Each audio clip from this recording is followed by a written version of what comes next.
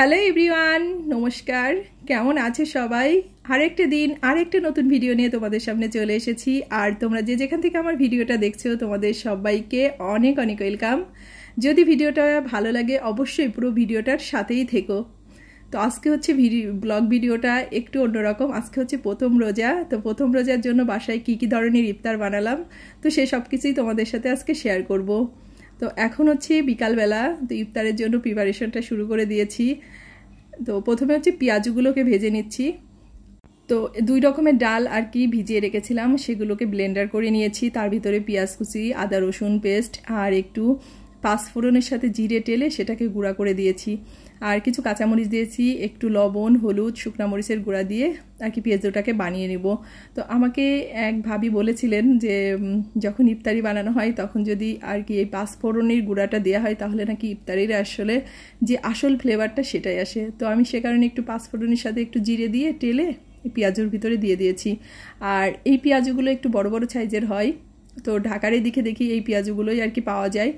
আর আমার বাবার বাড়ির ওইদিকে পেঁয়াজু বলতে বেসনের ভিতরে শুধুমাত্র বেসন, তার ভিতরে পেঁয়াজ কুচি করে দিয়ে মরিচ কুচি করে দিয়ে আর কি পেঁয়াজু ভাজে, তো সেটাকে আর কি পেঁয়াজু বলে।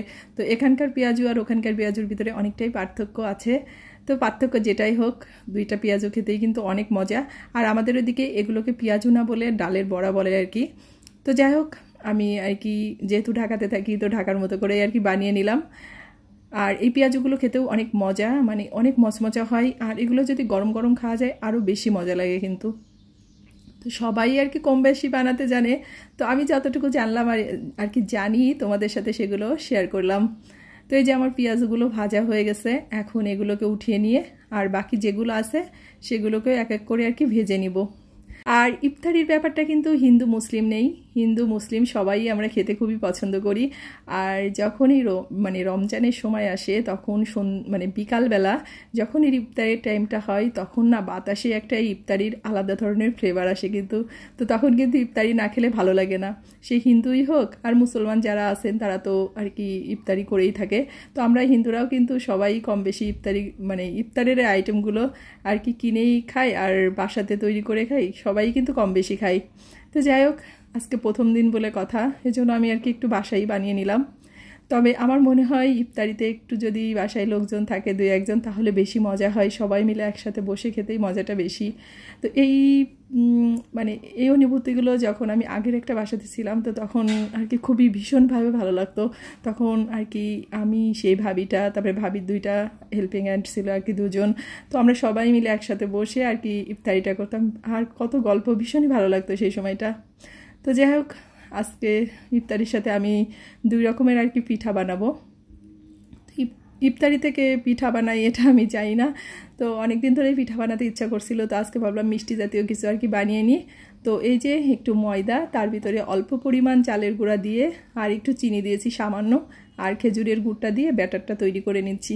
মানে আমি হচ্ছে পাটিসাপটা পিঠে বানাবো, তো এ কারণে পাটিসাপটা পিঠের আর কি ব্যাটারটা তৈরি করে নিচ্ছি। মানে পাটিসাপটা পিঠে দুই রকমের বানাবো, একটা হচ্ছে দুধের ক্ষীর দিয়ে আর একটা হচ্ছে নারকেল দিয়ে। তো এর আগে একদিন আমি ভিডিওটাতে শেয়ার করেছিলাম যে নারকেলটাকে একটু আজকে গুড় দিয়ে জাল দিয়ে আর কি ফ্রিজে রেখে দিয়েছি, তো ওটা দিয়েই আর কি আজকে পাটিসাপটা পিঠেটা বানিয়ে নিব। তো পাটিসাপটা পিঠেগুলো কিন্তু ভীষণ ভালো হয়েছিল। ইফতারগুলো বানাতে বানাতে মনে হচ্ছিল ইফতারের যদি দোকানটা দিই তাহলে খুব একটা মন্দ হয় না কিন্তু। তো যাই হোক, এখন হচ্ছে মানে আমি এদিকে বানাচ্ছি আর স্বপ্নিল তো ও আর কি যেটা যেটা পছন্দ নিয়ে খাচ্ছে, আসলে এটাই কিন্তু ভালো লাগে তাই না। তো এখন আমার হচ্ছে দুধের ক্ষীরেরগুলো প্রায় বানানো শেষ, এখন হচ্ছে নারকেল দিয়ে আর কি বানিয়ে নিব। তবে খুব বেশি বানাইনি, সবই অল্প অল্প পরিমাণে বানিয়েছিলাম, আসলে আমরা দুইজন মানুষ, বেশি বানিয়ে সেগুলো আসলে ফ্রিজেই রেখে দিতে হবে। আসলে খুব বেশি আইটেম বানাচ্ছি না, ওই সব কিছু আর কি সামান্য সামান্য পরিমাণ বানিয়ে নিচ্ছি, আসলে মনের সান্ত্বনা আর কি। তো যাই হোক, এখন হচ্ছে পাটিসাপটা পিঠে বানানো হয়ে গেলে এখন একটু অল্প একটু পরিমাণ আর কি ছোলা ভিজিয়ে রেখেছিলাম, তো ওটাকে সকালে আর কি সিদ্ধ করে রেখেছি। তো অল্প মশলা দিয়ে হালকা করে আর কি ছোলাটাকে রান্না করে নিব। বেশি মশলা দিলে আমার কাছে ছোলাটা খুব একটা বেশি ভালো লাগে না, মনে হয় কম কম মশলা দিয়ে ছোলাটা রান্না করলে বেশি স্বাদ হয়। তো অনেকে মানে এটা আমরা ছোলার ঘুগনি বলি, অনেকে এটাকে বুট বলে। আসলে রমজানটা আসলেই না একটা মনের ভিতরে একটা খুশি খুশি কাজ করে, জানো তো। তবে চারিদিকে সব কিছু জিনিসপত্রের দামটাও কিন্তু অনেক পরিমাণে বেড়ে যায়। আসলে কিছু করার নেই, কারণ সবাই আর কি এই সময়টাতে একটু ভালো মন্দ খেতে চাই, সেটাই আর কি। আর সেটারই সুযোগ সুবিধা নেই যারা ব্যবসায়ীরা আছেন। তো যাই হোক, এখন হচ্ছে আমি পাটিসাপটাগুলো বানানো শেষ হয়ে গেছে। আর এখন একটু ছোলাটাকে আর কি ভোনা করে নিব, মানে ছোলাটাকে ভুনে নেব। তো ছোলাটা তো সিদ্ধ করাই আছে, তো এটাকে রান্না করতে বেশি আর কি টাইম লাগবে না। তো এটা রান্না হয়ে গেলে, আর স্বপ্নিলের পাপা আর কি যেহেতু বাসায় আর কি বেগুনিটা বানায়নি, তো বেগুনটা ছিল না, ও আর কি বাইরে থেকে আর কি বেগুনি আর একটু মুড়ি এনেছিল, তো সেটা দিয়েই আজকে হচ্ছে ইফতারিটা হবে। তো এই যে এখন হচ্ছে রেডি করে নিব সব কিছু। আর বাসাতে বললাম না আমি আর স্বপ্নিলই শুধুমাত্র, তবে জিলেপিটাও এনেছিল, তো জিলেপিটা একটু পরে এনেছিল স্বপ্নিলের পাপা। তো এখন এগুলো দিয়েই আর কি খেয়ে নেবো। এই যে বেগুনি, আর এখন একটু মুড়ি মেখে নেব। আর ইফতারির এই মুড়িটা মাখাতে হতো ভীষণ ভালো লাগে, তো আমি একটু ছোলা দিয়ে পেঁয়াজু দিয়ে বেগুনি দিয়ে আর কি মুড়িটাকে মেখে নেব। আর একটু তার ভিতরে চানাচুর দিব।